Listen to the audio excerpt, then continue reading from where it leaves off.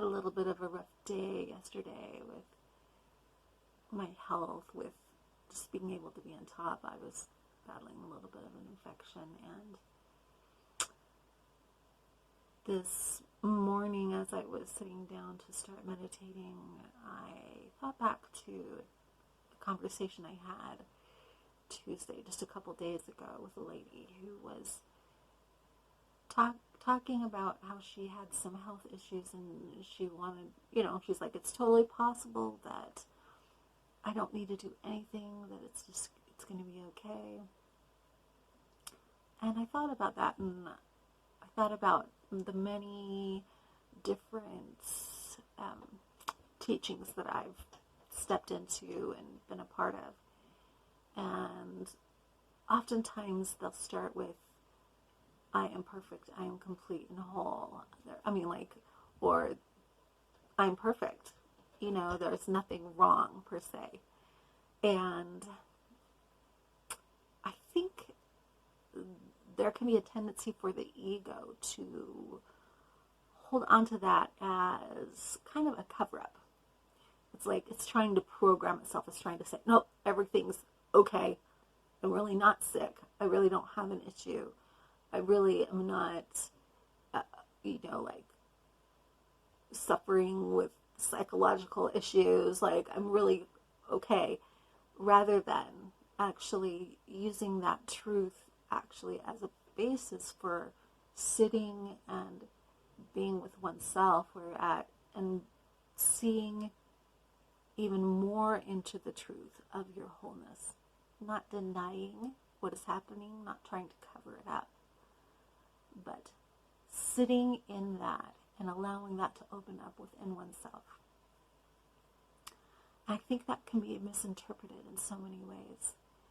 And something about kind of positive movement is that covering up that can occur. And I do believe it is a truth that we are whole and we are all perfect. But I hope that we're guided into that in a way that's being truly with ourselves in what is. Because if we try to cover up, we are also covering up the true intelligence and enlightenment within ourselves that could guide us into the directions of movement that are possible, that are healthy, that aren't being driven by a constant need or the constant scare or fear of, I'm not okay, I'm going to die, I'm not okay, I'm going to die. And I think that that statement is there to help people to let go of that, to not be acting as a doer in that sense, but to be acting from a sense of wholeness, of completeness, of accessing our true intelligence. And accessing that true intelligence naturally brings health to the body and the system. It naturally does that. But also sometimes we are in positions where we get to change, like we get to cut sugar out of our diet because perhaps we have cancer or it's just unhealthy for us.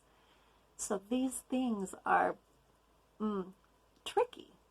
And I think that's one reason why having a really good teacher or really good guide or community who is really savvy and really in touch with themselves, that you can learn, you can grow, you can be guided a little bit more beyond some of those traps that can occur.